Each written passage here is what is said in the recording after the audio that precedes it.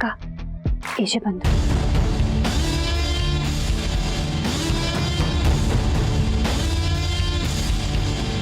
ಏಜೆ ನಿಮ್ಮ ಹತ್ರ ಒಂದು ಮುಖ್ಯವಾದ ವಿಷಯ ಮಾತಾಡಬೇಕಿತ್ತು. ಓಕೆ ಹೇಳಿ. ಮನೆಯಲ್ಲಿ ನಡೀತಾ ಇರೋ ಕೆಲವು ಘಟನೆಗಳಿಂದ ಎಲ್ಲರ ಮನಸ್ಸು ಹಾಳಾಗಿದೆ. ಮನೆಯಲ್ಲಿ ಒಂದು ಸೆಲೆಬ್ರೇಷನ್ ಅಂತ ನಡೆದ್ರೆ ಎಲ್ಲರ ಮನಸ್ಸು ರಿಫ್ರೆಶ್ ಆಗುತ್ತೆ. ಇಷ್ಟರಲ್ಲೇ ಲಕ್ಷ್ಮಿ ಮತ್ತೆ ಪ್ರಮೋದದು ವೆಡ್ಡಿಂಗ್ ಆ್ಯನಿವರ್ಸರಿ ಇದೆ. ಅದಕ್ಕೆ ಮನೇಲಿ ಇಲ್ಲ ಇಲ್ಲ ಇಲ್ಲ ನಾನೇನೂ ಹೇಳಿಲ್ಲ. ಇಲ್ಲ ನಾನು ಹೇಳಿಲ್ಲ. ದುರ್ಗಾ, ನನಗೆ ಈ ಪಾರ್ಟಿ ಕಲ್ಚರ್ ಎಲ್ಲ ಇಷ್ಟ ಆಗಲ್ಲ ಅಂತ ಗೊತ್ತಿದೆ ತಾನೆ. ಲಕ್ಷ್ಮಿ ಆ್ಯನಿವರ್ಸರಿ ಇದ್ರೆ ಪ್ರಮೋದ್ಗೆ ರಜಾ ಕೊಡ್ತೀನಿ. ಗಂಡ ಹೆಂಡತಿ ಹೋಗಿ ಹೊರಗಡೆ ಎಂಜಾಯ್ ಮಾಡ್ಕೊಂಬರ್ರಿ. ಅದು ಬಿಟ್ಟು ಮನೇಲಿ ಪಾರ್ಟಿ ಸೆಲೆಬ್ರೇಷನ್ ಇದೆಲ್ಲ I am not okay. New ಇಯರಲ್ಲಿ ನಾನು ಒಪ್ಕೊಂಡಿದ್ದು ಅಮ್ಮನ ಮುಖ ನೋಡಿ. ಹಾಗೆ ಅಂತ ಪ್ರತಿ ಸಲ ಡೆಫಿನೆಟ್ಲಿ ನಾಟ್ ಓಕೆ. ಈಗಲೂ ಅಜ್ಜಿಗೋಸ್ಕರನೇ ಮಾಡ್ತಿರೋದು ಏಜೆ. ನನ್ನ ವೆಡ್ಡಿಂಗ್ ಆ್ಯನಿವರ್ಸರಿ ಒಂದು ನೆವ ಅಷ್ಟೇ. ಆ್ಯಕ್ಚುಲಿ ಏಜೆ ಫ್ಯಾಮಿಲಿ ಬಗ್ಗೆ ಹೊರಗಿನವರು ತುಂಬ ಕೆಟ್ಟ ಕಮೆಂಟ್ ಮಾಡ್ತಿದ್ದಾರೆ. ಇದರಿಂದ ಅಜ್ಜಿ ಮನಸ್ಸಿಗೆ ತುಂಬ ನೋವಾಗ್ತಿದೆ. ಹೌದು ಏಜೆ, ಮೊನ್ನೆ ನನ್ನ ಚಿಕ್ಕಮ್ಮ ಮನೆಗೆ ಬಂದಿದ್ರು. ಅವರು ಲೀಲಾ ಕುತ್ಗೆಲಿ ತಾಳಿನೇ ಇಲ್ಲ ಅಂತ ಅಜ್ಜಿ ಮುಖಕ್ಕೆ ಹೊಡೆದಾಗ ಮಾತಾಡಿದ್ರು. ಅಂಥ ಏಜೆ ಮನೆಯಲ್ಲಿ ಒಗ್ಗಟ್ಟೇ ಇಲ್ಲ, ಅವ್ರ ಮಧ್ಯೆ ಏನೇನೋ ನಡೀತಾ ಇದೆ ಅಂತ ಹೊರಗಡೆ ಜನ ಮಾತಾಡ್ಕೋತಾ ಇದ್ದಾರೆ.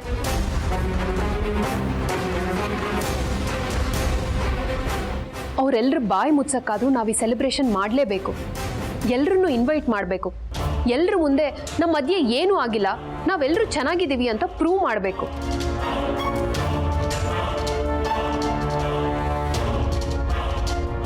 ದುರ್ಗಾ, ಬೇರೆಯವ್ರಿಗೋಸ್ಕರ ಬದುಕಬೇಕು, ಬೇರೆಯವ್ರ ಬಾಯಿ ಮುಚ್ಚೋಕ್ಕೋಸ್ಕರ ಇಷ್ಟೆಲ್ಲ ಮಾಡಬೇಕಾ?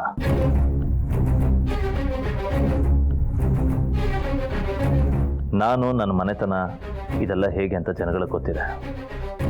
ಕಮೆಂಟ್ ಮಾಡೋರ ಬಗ್ಗೆ ನಾನು ತಲೆನೂ ಕೆಡಿಸ್ಕೊಳಲ್ಲ.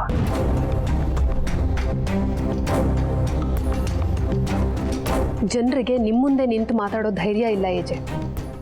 ಆದರೆ ಅಜ್ಜಿ ಮುಂದೆ ಮಾತಾಡ್ತಾರೆ, ಕಮೆಂಟ್ ಮಾಡ್ತಾರೆ. ನಿಮ್ಮ ಮನೇಲಿ ಗಂಡ ಹೆಂಡತಿರ ಮಧ್ಯೆ ಹೊಂದಾಣಿಕೆನೇ ಇಲ್ವಂತೆ, ಅತ್ತೆ ಸೊಸೆರ ಮಧ್ಯೆ ಹೊಂದಾಣಿಕೆನೇ ಇಲ್ವಂತೆ ಅಂತ ಅಜ್ಜಿನ ಪ್ರಶ್ನೆ ಮಾಡ್ತಾರೆ. ಅವರು ನಿಮಗೆ ಹೇಳಿದ್ರೆ ನೀವೆಲ್ಲಿ ನೊಂದ್ಕೋತಿರೋ ಅಂತ ನಿಮ್ಮ ಹತ್ರನೂ ಏನು ಹೇಳಲ್ಲ. ಒಳಗೊಳಗೇನೆ ನೋವು ತಿಂತಾರೆ. ಹಿಂಸೆ ಅನ್ಸುತ್ತೆ. ಇದನ್ನೆಲ್ಲ ನೋಡೋಕ್ಕೆ ತುಂಬ ಹಿಂಸೆ ಆಗುತ್ತೆ ಏಜೆ.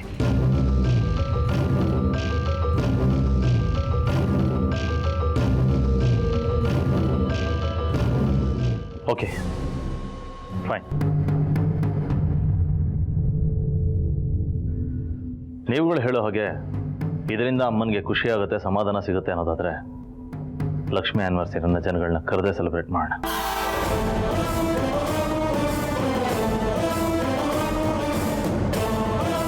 ಅದಕ್ಕೇನೇನು ವ್ಯವಸ್ಥೆ ಬೇಕೋ ಅದನ್ನೆಲ್ಲ ಮಾಡಿಕೊಡಿ.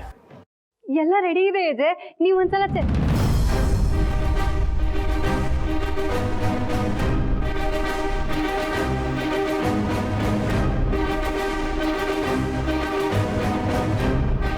ಅದು ನೀವು ಒಪ್ಕೋತೀರಾ ಅಂತ ಗೊತ್ತಿತ್ತು ಏಜೆ. ಅದಕ್ಕೆ ಮುಂಚೆನೇ ಎಲ್ಲ ರೆಡಿ ಮಾಡ್ಕೊಂಡ್ವಿ. ನೀವು ಒಂದ್ಸಲ ಗೆಸ್ಟ್ ಲಿಸ್ಟ್ ನೋಡಿದ್ರೆ.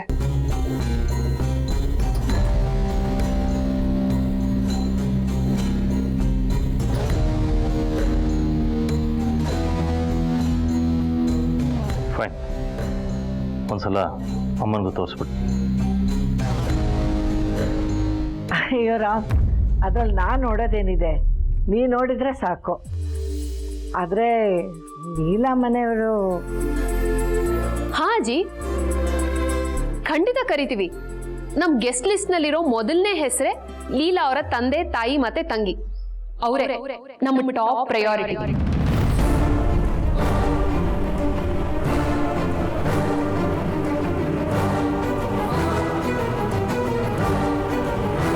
ಹೌದು ಅಜ್ಜಿ, ನಿಮಗೆ ಖುಷಿ ಆಗುತ್ತೆ ಅಂತ ನಮಗೆ ಗೊತ್ತಿತ್ತು. ಎಂಥ ದೊಡ್ಡ ಮನ್ಸಮ್ಮ ನಿಂದು. ಇದರಲ್ಲಿ ದೊಡ್ಡ ಮನ್ಸು ಏನಿಲ್ಲ ಅಜ್ಜಿ. ಎಲ್ಲ ನೀವು ಹೇಳ್ಕೊಟ್ಟಿರೋ ಹೊಂದ್ಕೊಂಡು ಹೋಗೋ ಪಾಠಗಳು. ಲೀಲಾ ಅವರು 1000 ಎಡವಟ್ಟು ಮಾಡಿರ್ಬೋದು, ಆದರೆ ಅವ್ರ ತಂದೆ ತಾಯಿ ಈ ಮನೆಗೆ ಬೀಗರು. ಅವರು ಕೊಡಬೇಕಾಗಿರೋ ಗೌರವನ ಅವರು ಕೊಡಲೇಬೇಕು.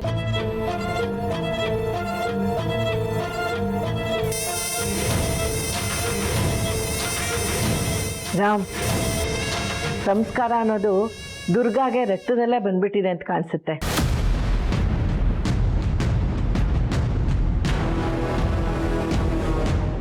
ದುರ್ಗಾ, ನಿಮ್ಮಿಂದ ಇದೇ ರೀತಿ ಒಗ್ಗಟ್ಟನೆ ನಾನು ನಿರೀಕ್ಷೆ ಮಾಡೋದು.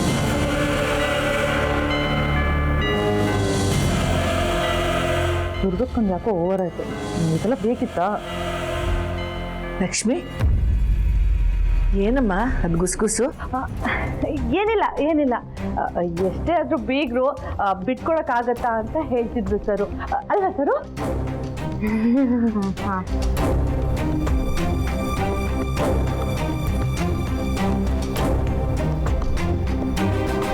ರಾಮ್, ಒಂದು ಕೆಲಸ ಮಾಡಪ್ಪ, ಬೇರೆಯವ್ರಿಗೆಲ್ಲ ಬೇಕಾದರೆ ಫೋನಲ್ಲೇ ಕರೆಯೋಣ. ಇವ್ರ ಮನೆಗೆ ಮಾತ್ರ ಅಲ್ಲಿಗೆ ಹೋಗಿ ಕರಿಬೇಕು. ಸರಿ, ಹೋಗಿ ಕರೆದ. ಅಯ್ಯೋ, ನಾವು ಅಂದರೆ ನಾವಲ್ಲ, ನೀನು ಮತ್ತೆ ಲೀಲಾ. ನಾನಾ?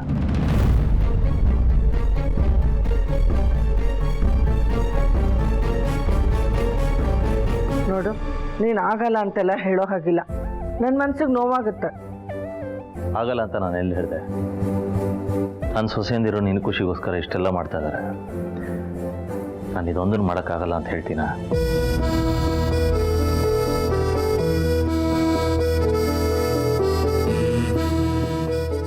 ನನ್ನ ಬಂಗಾರ, ಖುಷಿಯಾಗಿ ಹೋಗಿ ಬರ್ತೀಯ ತಾನೆ? ನನ್ನ ಖುಷಿಗಿಂತ ನಿನ್ನ ಖುಷಿ ಮುಖ್ಯಮ್ಮ ನನಗೆ.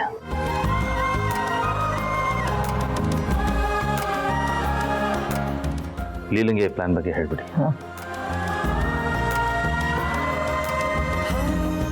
ದೇವ್ರೆ, ನಮ್ಮ ಕುಟುಂಬ ಯಾವಾಗಲೂ ಹೀಗೆ ಒಗ್ಗಟ್ಟಾಗಿರೋ ಹಾಗೆ ಮಾಡಪ್ಪ. ಇರ್ತೀವಿ, ಖಂಡಿತ ಇರ್ತೀವಿ. ಆದರೆ ನಮ್ಮ ಒಗ್ಗಟ್ಟಿನ ಮಧ್ಯೆ ನಮ್ಮ ಶತ್ರು ಲೀಲಾ ಮಾತ್ರ ಇರಲ್ಲ.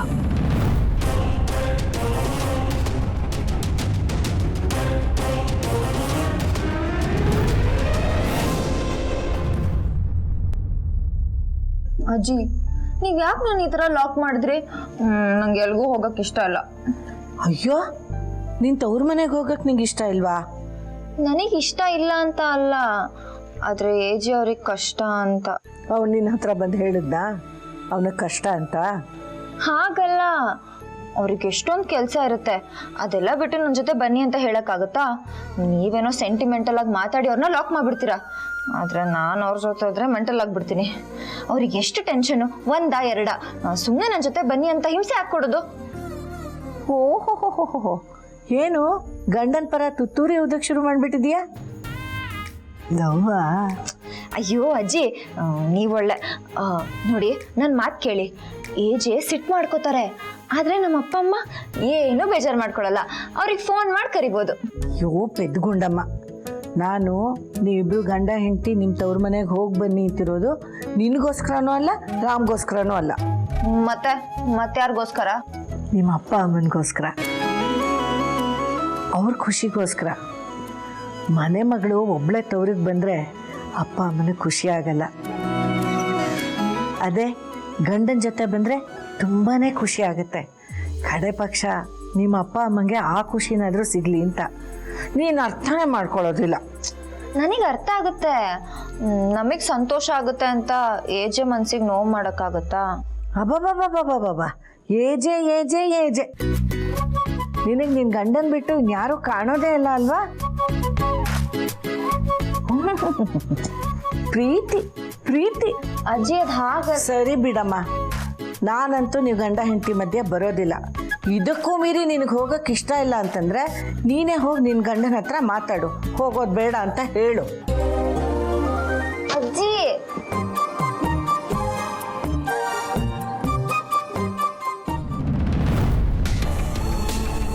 ಅಂತೂ ಇಂತೂ ಏಜೆನ್ ಒಪ್ಸಿದ್ವಲ್ಲ ಅಂತ ಖುಷಿ ಆಗ್ತಿದೆ. ಬಟ್ ನನಗೆ ಖುಷಿ ಇಲ್ಲ ಅಕ್ಕ. ನಮ್ಮನೆ ಫ್ಯಾಮಿಲಿ ಫಂಕ್ಷನ್ಗೆ ಆ ಮನೆಯವ್ರು ಯಾಕೆ? ಅವ್ರು ಬಂದ್ರೆ ತಾನೆ ಅವ್ರಿಗೆ ಅವಮಾನ ಮಾಡೋಕ್ಕಾಗೋದು. ಅವ್ರಿಗೆ ಅವಮಾನ ಆದ್ರೆ ತಾನೆ ಲೀಲಂಗೆ ಚುರ್ರ ಅನ್ನೋದು.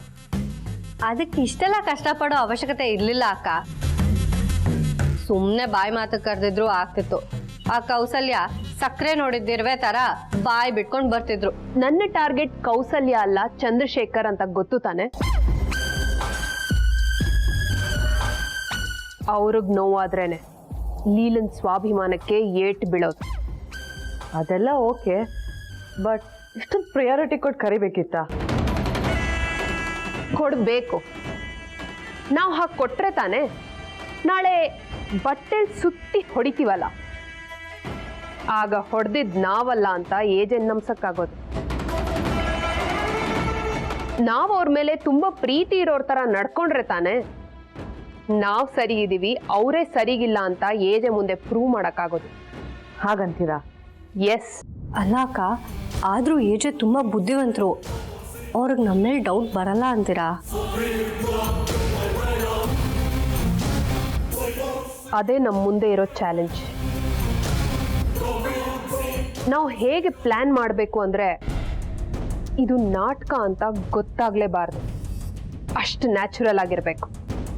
ಅದೆಲ್ಲ ಸರಿ ಅಕ್ಕ, ಆದ್ರೆ ಅವ್ರಿಗೆ ಹೇಗೆ ಅವಮಾನ ಮಾಡಬೇಕು ಅಂತ ಅನ್ಕೊಂಡಿದ್ದೀರಾ? ಅದಕ್ಕೆ ನನ್ನ ಹತ್ರ ದೊಡ್ಡ ಪ್ಲಾನ್ ಇದೆ. ಅವತ್ತು ಅವ್ರಿಗಾಗೋ ಅವಮಾನಕ್ಕೆ ನಮ್ಮ ಹೆಸರು ಕೇಳಿದ್ರೇನೆ ಹೆದರ್ಕೊಂಡು ಸಾಯ್ಬೇಕು ಅಂತ ಪ್ಲಾನ್.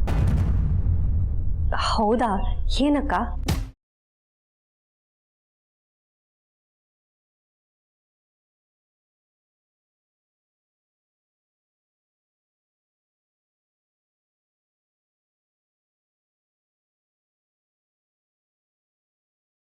ಹೇಗಿದೆ ಪ್ಲಾನ್?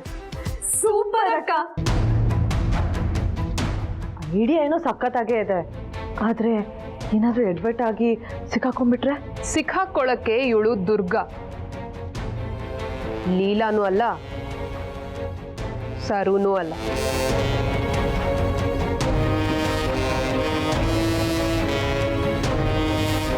ಈ ದುರ್ಗಾ ಏನಿದ್ರು ಬಲೆ ಬೀಸಿ ಮೀನ್ ಹಿಡಿತಾಳೆ ಹೊರತು ತಾನೇ ಬಲೆಗೆ ಬೀಳಲ್ಲ. ನೋಡ್ತಾ ಇರಿ, ನಮ್ಮ ಲಕ್ಷ್ಮಿ ವೆಡ್ಡಿಂಗ್ ಆನಿವರ್ಸರಿ ಲೀಲಾ ಪಾಲ್ಗೆ ಈ ಮನೆಯಲ್ಲಿ ಅಟೆಂಡ್ ಮಾಡೋ ಕೊನೆ ಫಂಕ್ಷನ್ ಆಗುತ್ತೆ. ಯಾಕೆಂದ್ರೆ ಅವತ್ತು ಅವಳಿಗೂ ಈ ಮನೆಗೂ ಇರೋ ಋಣ ಶಾಶ್ವತವಾಗಿ ಮುಗ್ದು ಹೋಗುತ್ತೆ.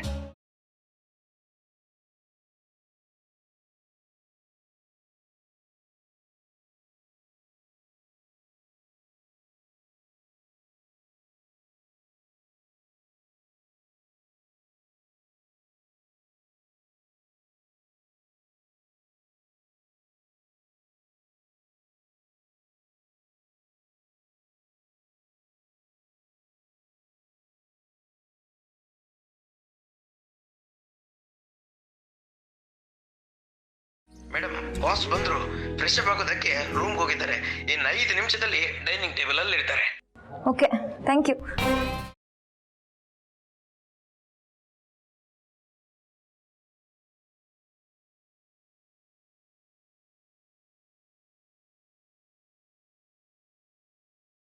ನೀನೇನು ಮಾಡ್ತಾ ಇದೆಯಲ್ಲ? ನಿಮಗೆ ಊಟ ಬಡಿಸ್ಬೇಕಿತ್ತಲ್ಲ, ವೇಟ್ ಮಾಡ್ತಾ ಇದ್ದೀನಿ. ಅಷ್ಟೆಲ್ಲ ಮಾಡೋ ಅವಶ್ಯಕತೆ ಇಲ್ಲ. ನಿಂದು ಊಟ ಆಯ್ತಾ? ಇಲ್ಲ. ಆಯ್ತು ಆಯ್ತು ಆಯ್ತು. ನಿನ್ನ ಮುಖ ನೋಡಿದ್ರೆ ಗೊತ್ತಾಗ್ತದೆ ಊಟ ಮಾಡಿಲ್ಲ ನೀನು ಅಂತ. ಮೊದಲು ಕುತ್ಕೊಂಡು ಊಟ ಬಡಿಸ್ಕೊಂಡು ಊಟ ಮಾಡು.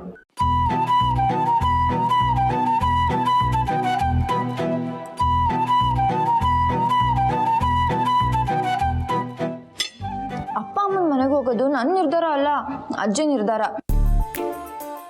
ಅಜ್ಜಿನೇ ಹೇಳಿದ್ದು ನೀವಿಬ್ರು ಹೋಗಿ ಬನ್ನಿ ಅಂತ. ಅಜ್ಜಿಗೆ ಬೇಜಾರಾಗುತ್ತೆ ಅಂತ ನೀವು ಇಷ್ಟ ಇಲ್ಲದೆ ಇದ್ರೂ ಹ್ಞೂ ಅಂತೀರಾ. ಆಮೇಲೆ ನಿಮಗೆ ಬೇಜಾರಾಗುತ್ತೆ, ನಿಮಗೆ ಕೋಪ ಬರುತ್ತೆ, ನಿಮಗೆ ಇರಿಟೇಟ್ ಆಗುತ್ತೆ. ಪಾಪ ನೀವು, ನಿಮಗೆ ಎಷ್ಟೊಂದು ಕಷ್ಟ ಕೊಡೋದು. ನಿಮ್ಮ ಥರನೇ ಹಠ. ಎಷ್ಟಾದರೂ ನಿಮ್ಮ ಅಮ್ಮ ಅಲ್ವಾ? ಇಬ್ರು ಗಂಡ ಹೆಂಡತಿ ಹೋಗಿ ಬನ್ನಿ ಅಂತಾರೆ. ಅದೇ ನೀವೇನೋ ತಲೆ ಕೆಡ್ಸ್ಕೊಬೇಡಿ. ಅಜ್ಜಿಗೆ ಹೇಗೆ ಸಮಾಧಾನ ಮಾಡಬೇಕು ಅಂತ ನಂಗೆ ಗೊತ್ತು. ನಾನು ಅವ್ರ ಹತ್ರ ಮಾತಾಡ್ತೀನಿ. ಇಷ್ಟ ಇಲ್ದೇ ಇರೋ ಮನಸ್ಸಲ್ಲಿ ಎಲ್ಲಿ ಹೋಗ್ತಿದ್ದೀರಾ? ನಂದಿರೋ ಮುಗ್ದೇ ಇಲ್ಲ. ನನ್ ಮುಗಿದಲ್ಲ. ನಾನು ಊಟದ ವಿಷಯ ಹೇಳ್ತಿಲ್ಲ. ನಾನು ಆಕ್ಚುಲಾಗಿ ಹೇಳ್ಬೇಕಾಗಿರೋ ವಿಷಯನೂ ಸ್ಟಾರ್ಟ್ ಮಾಡಿ.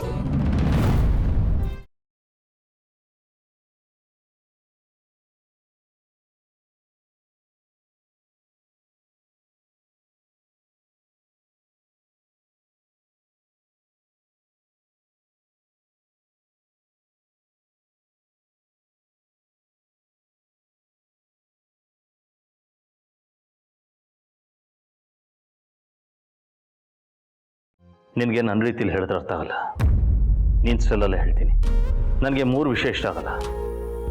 ಮೊದಲನೇದು, ಊಟ ಮಾಡ್ಬೇಕಾದ್ರೆ ವಟವಟ ಅಂತ ಮಾತಾಡೋದು. ಎರಡನೇದು, ಡಿಸೈಡ್ ಆಗಿರೋ ವಿಷಯದ ಬಗ್ಗೆ ಮತ್ತೆ ಡಿಸ್ಕಸ್ ಮಾಡೋದು. ಮೂರನೇದು, ಹೋಗೋದಕ್ಕೆ 9 ಗಂಟೆಗೆ ರೆಡಿ ಆಗಿರೋದು. ನಿಮ್ಗೇನು ಬೇಜಾರಿಲ್ಲ ಅಂತ ಪಿಂಕಿ ಪ್ರಾಮಿಸ್ ಮಾಡಿ. ಗೊತ್ತಾಯ್ತು. ನಾನು ವಟ ಅಂತ ಮಾತಾಡಬಾರ್ದು.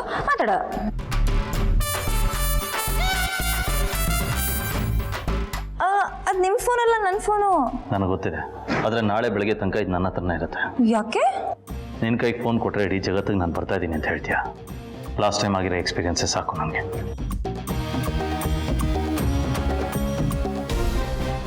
ಚೂರು ಕರ್ಟಸಿ ಇಲ್ದಂಗೆ ಡೈರೆಕ್ಟಾಗಿ ಬಾಯ್ ಬಡ್ಕಿ ಅಂತಾರೆ. ಇವ್ರಂತೂ ಮಾತಾಡಲ್ಲ, ಬೇರೆಯವ್ರು ಮಾತಾಡೋರಲ್ಲ ಇವ್ರ ಕಣ್ಣಿಗೆ ಬಾಯ್ ಬಡ್ಕೋ ಥರ ಕಾಣಿಸ್ತಾರೆ. ಅಲ್ಲ, ನಂಗೆ ಯಾಕೋ ಹೊಟ್ಟೆ ಹಸಿತಿದೆಯಲ್ಲ, ತುಂಬ ಮಾತಾಡ್ಬಿಟ್ಟೆ ಅನ್ಸುತ್ತೆ. ಮೊದಲು ಊಟ ಮಾಡೋಣ.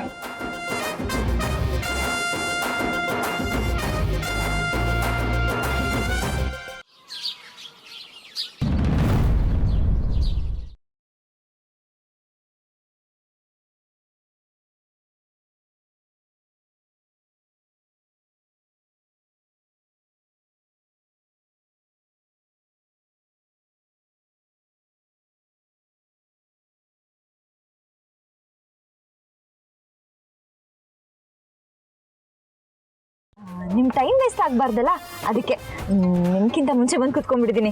ನಿಮಗೆ ಖುಷಿ ಆಯ್ತಾ? ಖುಷಿ ಆಗಿರಲೇಬೇಕು. ಯಾವಾಗಲೂ ಲೇಟ್ ಲತೀಫ್ ಅಂತ ಬೈತಿರ್ತೀರಲ್ಲ, ಅದಕ್ಕೆ ನಿಮಗೆ ಸಿಟ್ಟು ಬರಬಾರ್ದು ಅಂತ ಇಷ್ಟು ಬೇಗ. ಎಷ್ಟು ಮಾತಾಡ್ತೀನಿ ನೀನು. ಆ್ಯಕ್ಚುಲಿ ಏನು ಗೊತ್ತಾ, ನೀನು ಬೇಗ ಬಂದರೂ ಪ್ರಾಬ್ಲಮ್, ಲೇಟಾಗಿ ಬಂದರೂ ಪ್ರಾಬ್ಲಮ್. ಲೇಟಾಗಿ ಬಂದರೆ ಟೈಮ್ ವೇಸ್ಟ್ ಆಗುತ್ತೆ, ಬೇಗ ಬಂದರೆ ಮಾತಾಡಿ ತಲೆ ತಿಂತೀಯ. ಒಳ್ಳೆ ಲೂಸ್ ಸವಾಸ ನನಗೆ. ಒಂದು ನಿಮಿಷ ನನ್ನ ಫೋನ್ ಕೊಡ್ತೀರಾ? ಏಕೆ? ಅದು ನೆನ್ನೆ ಪಾರು ಎಪಿಸೋಡ್ ನೋಡಬೇಕಿತ್ತು ZEE5 ಸೀರಿಯಸ್ಲಿ? ತಮಾಷೆ ಮಾಡಿದೆ. ಅಜ್ಜಿ ಫೋನಿಂದ ನನ್ನ ಫೋನ್ಗೆ ನಿಮ್ಗೊಂದು ಮೆಸೇಜ್ ಬಂದಿದೆ ನೋಡಿ. ನನಗೆ ನಿನ್ನ ಫೋನ್ಗೆ ಮೆಸೇಜ್ ಕಳಿಸಿದ್ದಾರೆ. ಅವರೆಲ್ಲ ಹೇಳಿದ್ರೆ ನನಗೆ ಫೋನ್ ಮಾಡ್ತಾರೆ, ನಿನಗೆ ಕಳಿಸ್ತಾರೆ. ಅದು ಕಾಲ್ ಮಾಡಿದ್ರೆ ಮರ್ತೋಗೋ ಚಾನ್ಸಸ್ ಇರುತ್ತೆ. ಅದೇ ಮೆಸೇಜ್ ಮಾಡಿದ್ರೆ ನಿಮಗೆ ಮರ್ತೋದ್ರೂ ನೀವು ಇನ್ನೊಂದ್ಸತಿ ಕೇಳ್ಬೋದಲ್ವಾ, ಅದಕ್ಕೆ ನೋಡಿ.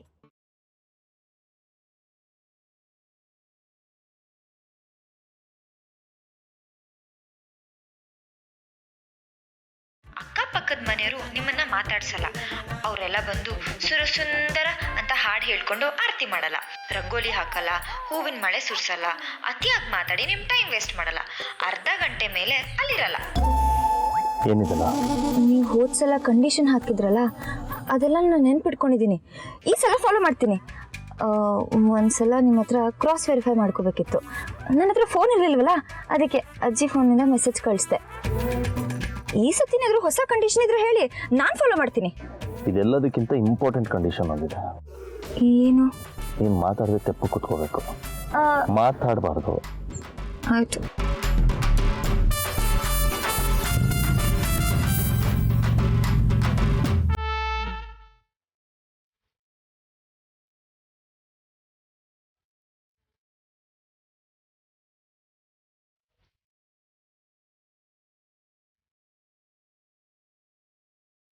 ಸುಮ್ಮನೆ ಕೂರ್ಬೇಕಂತೆ.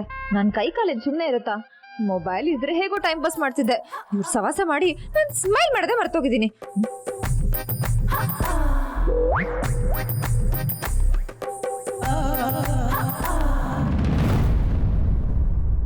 ಇಲ್ಲೇನ್ ಮಾಡ್ತಾ ಇದೀಯಾ?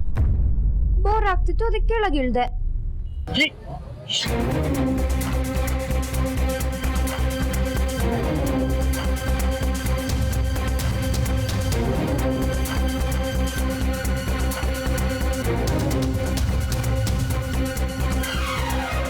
ಕೀ ಇಟ್ಬಿಟ್ಟು ಯಾರ ಕೆಳಗಿಳಿತಾರ?